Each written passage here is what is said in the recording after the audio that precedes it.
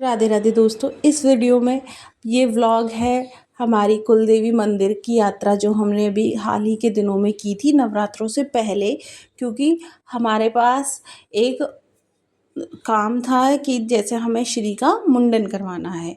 क्योंकि श्री का एक मुंडन तो मेरी जो माँ साइड की कुलदेवी है, मेरे मायके साइड की चामुंडा माता, वहाँ हो चुका था, लेकिन अभी एक मुंडन श्री का बाकी है जो आज हमें यहाँ पे करवाना था।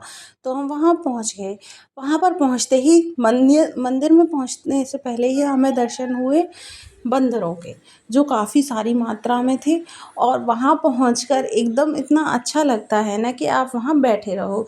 हम सीधे मैया के दर्शनों के लिए गए, तुलसी माँ को जल चढ़ाया और वहाँ पर फिर मैया की जोत बत्ती की। जहाँ पर यज्ञ हवन की वेदी है वहाँ ज़्यादा भीड़ नहीं थी, क्योंकि अगर आप सीज़न में जाएंगे यानी नवरात्रि के दिनों में जाएंगे तो बहुत ज़्यादा भीड़ मिलती है, लेकिन अगर आप इन दिनों में जाएंगे तो वहाँ पर कोई भीड़ नहीं थी।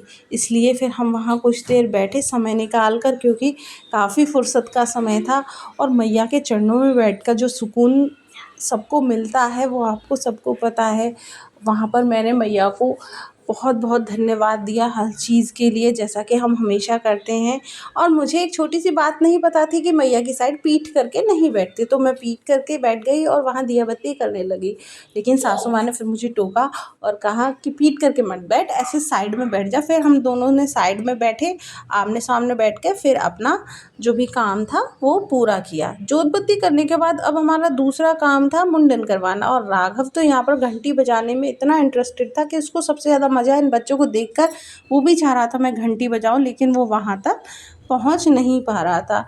अब हमारा जो अगला काम था कि हम श्री का मुंडन करवाएंगे, हम उसके लिए गए। मंदिर के पीछे की साइड ये मुंडन होता है और श्री को हमने मुंडन करवाया। मैंने श्री को गोद में लिया और श्री की अम्मा जी ने श्री के बाल लिए। श्री शुरू में तो मुंडन में नहीं रोई, लेकिन जैसे ही पीछे की साइड से बाल कटने लगे, तो शायद श्री के बाल पीछे लंबे थे, क्योंकि जब हमने पहले चामुंडा माता पर इसका मुंडन करवाया था, जो कि मेरी मायके साइड की कुलदेवी हैं, तब इसकी चुटिया छुड़वा दी थी। जैसे कहते हैं ना, पेट के बाल रहने चाहिए जब भी मुंडन हो, जब भी आपने जहाँ का भी मुंडन आपके बच्चों का होता है तो पेट के बाल रहने चाहिए। इसलिए वो चुटिया थी, शायद वो खिंच गई, इसलिए श्री फिर रोने लगी। लेकिन थोड़ी ही देर में श्री का मुंडन हो गया। राघव श्री को बड़े ही अचरज से देख रहा था। मैंने कहा, श्री ये के साथ जो हो रहा है ना राघव, ये तुम्हारे साथ भी हुआ था, तुम भी ऐसे ही रोए थे, तो अब ज़्यादा इतराओ मत कि मैं तो नहीं रो रहा, श्री रो रही है।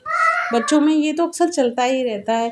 खैर, श्री का मुंडन हुआ और फिर हम लेकर गए श्री के बालों को मंदिर में चढ़ाने के लिए। यहाँ पर एक स्थान बनाया हुआ है जहाँ पर मैया को इनके बाल बच्चों के अर्पित किए जाते हैं। बालों को चढ़ाने के पीछे ये माना जाता है कि जो पूर्व जन्म के कर्म होते हैं ना बच्चों के, जब पिछले जन्म में जो उन्होंने किए होंगे, वो इससे नष्ट हो जाते हैं, तर जाते हैं, जो भी हो जाता है, ऐसा कुछ हो जाता है। इंसान के पूर्व जन्म के कर्मों का फल होते हैं बाल। और उसके बाद हमारे यहाँ रिवाज है कि लड़की की माँ, बच्चे की माँ, जो भी जिसका भी मुंडन है, वो चूड़ी पहने। खैर, सबको पहनाई जाती है अक्सर कर, लेकिन मैंने चूड़ी पहनी और